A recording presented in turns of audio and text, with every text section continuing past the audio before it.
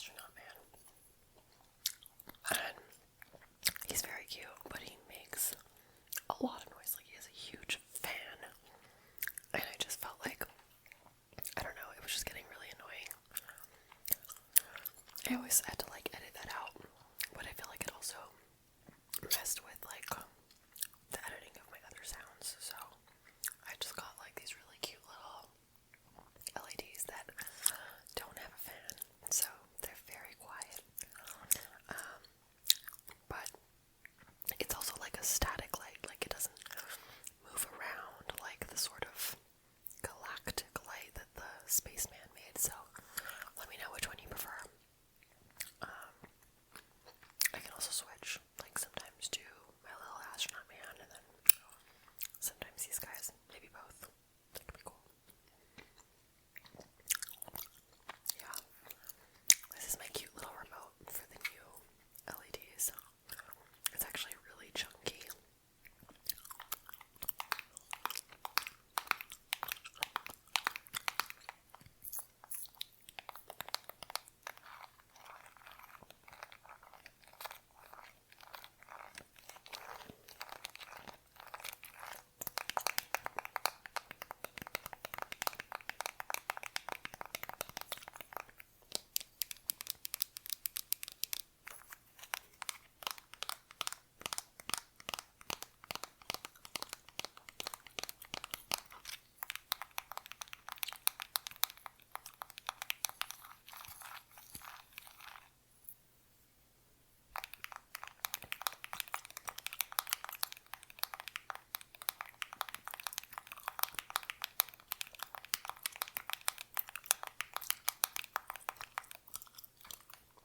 It's huge, like that is chunky, and like my lights are really small. Like they're probably about half the size of this.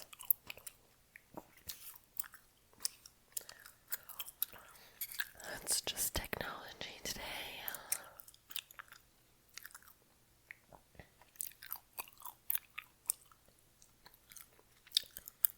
I straighten my hair. It's a little bit different. I always feel like a different person when my hair is straight. Like my name's not Tanya. It's like, I don't know. You know what? Comment down below what you think my name should be when my hair is straight. I love this. I did a thing on TikTok once, and people were actually like, no, you look like Tanya. And I was like, wow, nobody in my life has ever said that to me, so I don't know, I never felt like I looked like a Tanya. It's really funny.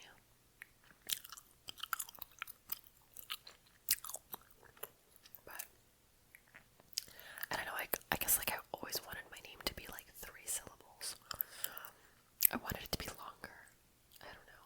Tanya's like really short, you know, it's like 5 letters in and out, you know. I kind of always wanted something a little bit more like, I don't know. I can't think of a name right now, but like